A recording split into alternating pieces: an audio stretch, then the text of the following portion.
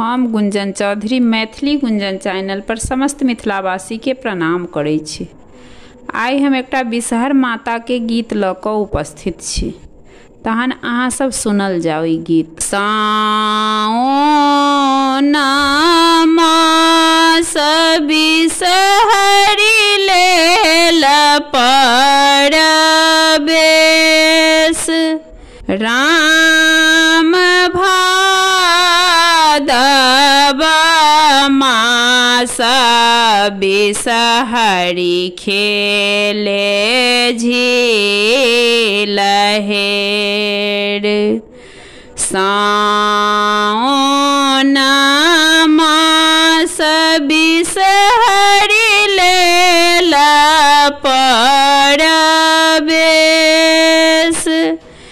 राम भादव मास बिषहरि खेले झील हेर।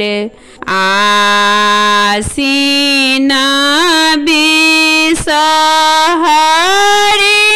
नैना झहरनि नोर, राम नैना झहरनि नोर। कार्तिक बिषहरि गंगा स्नान, राम कार्तिक बिषहरि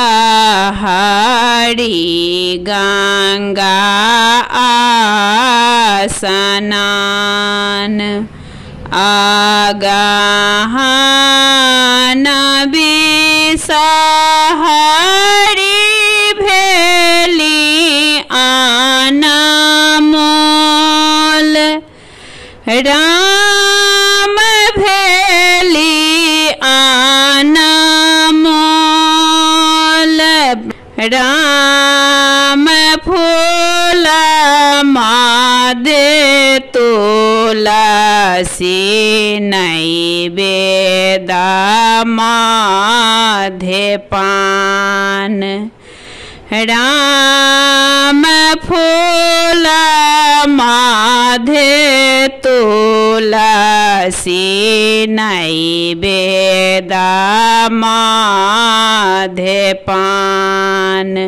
राम देवी माधे बिषहरि दोसर नाई आन, राम देवी माधे बिषहरि